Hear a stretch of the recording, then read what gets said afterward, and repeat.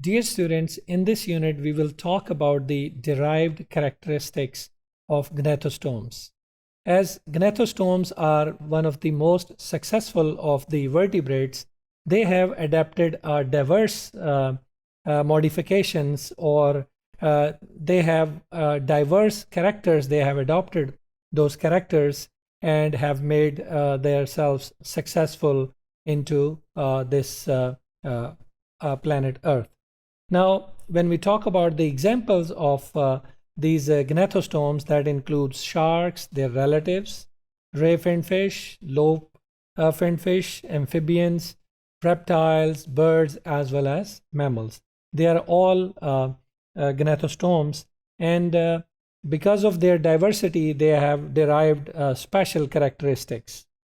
According to one hypothesis, these gnathostomes, they have a specialized jaw which was evolved by the modification of skeletal rods of earlier vertebrates that previously supported the anterior pharyngeal slits of the anterior vertebrates.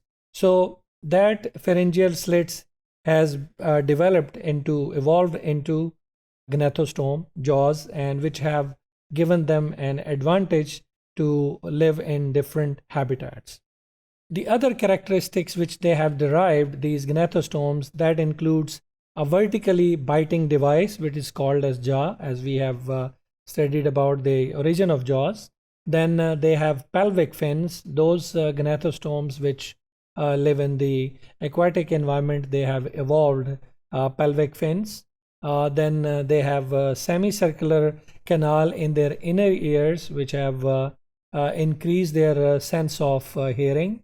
Then they have interventrals as well as basiventrals in their backbones, and then paired nasal sacs, which are independent from the hypophyseal tube.